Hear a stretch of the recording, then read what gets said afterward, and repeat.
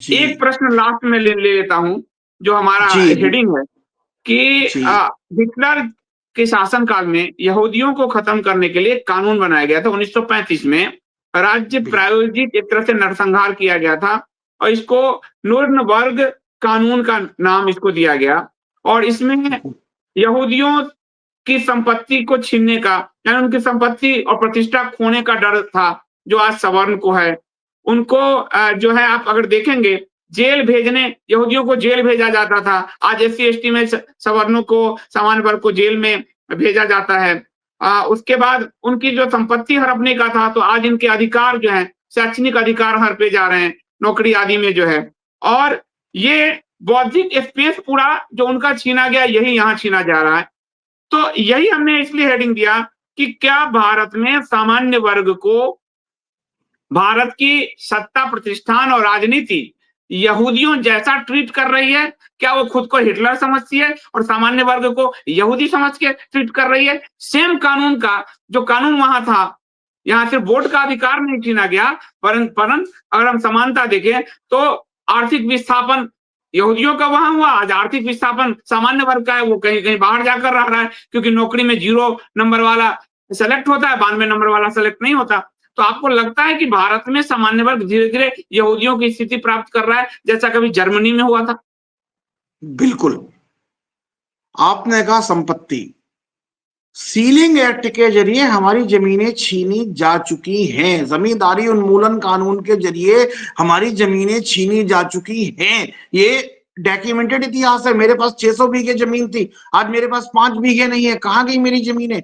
Ceiling और जमींदारी उन्मूलन अधिनियम ने मेरी जमीनें छीनकर अनुसूचित जात जनजातियों को पट्टे पर दे दी और फिर अब कहा जा रहा है कि इनकी जमीनें और छीनी जाए। शिक्षा से आपको वंचित किया जा रहा है। आपका मेरिटोरियस बच्चा जेईई का रिजल्ट आता है, 105 नंबर लाने वाले सामान्य वर्ग के बच्चे को बाहर करके 45 अंक लाने वाले अनुसूचित जाति को सीट दी जाती है। उसके बाद अभी आप देखेंगे 113 बच्चे, एक एनएफटी होता है, मैं आपको बताऊं आईआईटीज के अंदर, not fit for the technical education, जो 4 या 6 सेमेस्टर तक भी पास नहीं कर पाते, कोर्स पूरा होने के बाद उनको आईआईटी विदा कर देती है कि आप इस डिग्री के काबिल नहीं है। तो एनएफटी में 100 के 100% एससी-एसटी कोटे से भर्ती हुए लोग हैं जो कि वहां जाके परफॉर्म नहीं कर पाते। संसाधनों का विध्वंस, संसाधनों का विनाश होता है। सीधे सीधे कहें कि संसाधन लुटाए जाते हैं किसके ऊपर?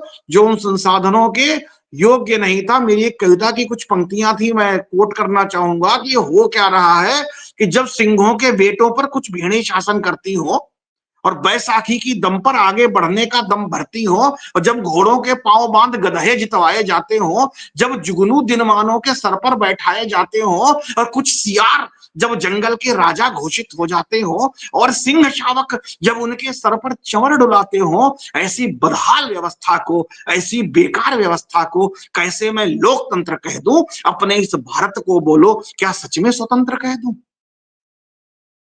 और ये जो मोदी जी कर रहे हैं, क्या कहते हैं कि भगवान, उन्होंने, शिव ने जहर पिया तो ऐसे ही हमारे बाबा साहब ने जहर पी लिया, नीलकंठ हो गए।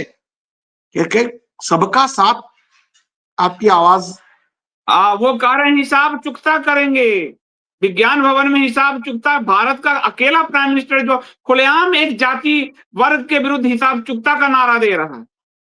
तो मैं वही एक 4 पंक्तियां और कहूंगा आपसे कि क्या कि सबका साथ विकास सभी का, यही तुम्हारा नारा था और बामन ठाकुर बनिए का ही तुमको सिर्फ सहारा था। सत्ता में आते ही कैसे सारी कस्में भूल गए, मीम भीम की बाहों में तुम आकर कैसे झूल गए कि हिंदू धर्म नष्ट करने की जो नित कस्में खाता था। गाली राम कृष्ण को देना जिसके मन को भाता था, पावन मनुस्मृति भी जिसने अपने हाथ जलाई थी, नष्ट सनातन को करने की भी सौगंध उठाई थी। ऐसे भीमराव को तुमने शिव का रूप बता डाला, धर्म विरोधी को कैसे देवता स्वरूप बता डाला। अरे हर हर बम बम महादेव से भीमराव को तोला है, चोट सनातन की छाती पर लगी जो तुमने बोला है। और भीम भगति की निद्रा से अब तो तुम जागो मोदी जी, क्यों अपमान किया भोले का, माफी मांगो मोदी जी। क्यों अपमान किया भोले का, माफी मांगो मोदी जी। बहुत-बहुत तो धन्यवाद मित्र जी, आपकी कविता बहुत जो है मुझे लगता है शोएब को भी जगाएगी।